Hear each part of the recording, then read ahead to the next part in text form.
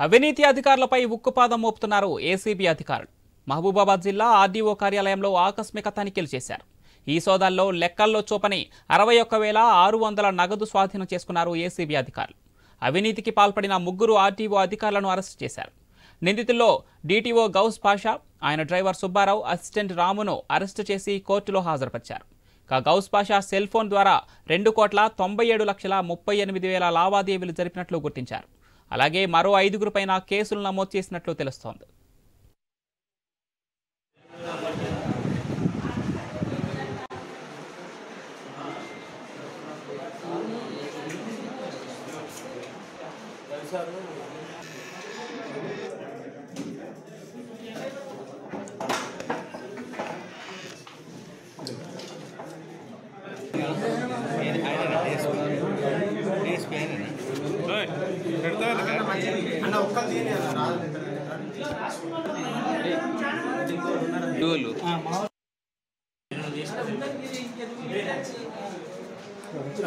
ఇక్కడ ఓలేరా కొంచెం బాగానే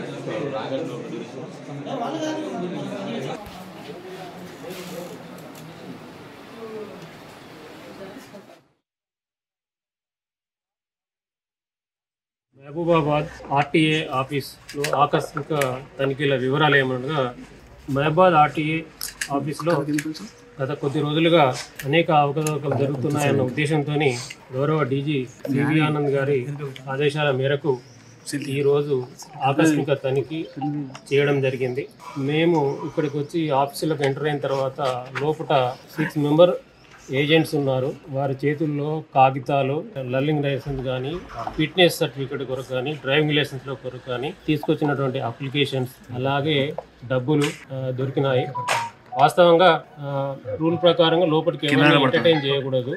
ఏదున్నా కూడా కౌంటర్ల ముందు ఉండే తీసుకోవాలి. మహబూబాబాద్ ఆఫీస్లో వీళ్ళు డబ్బులు కలెక్ట్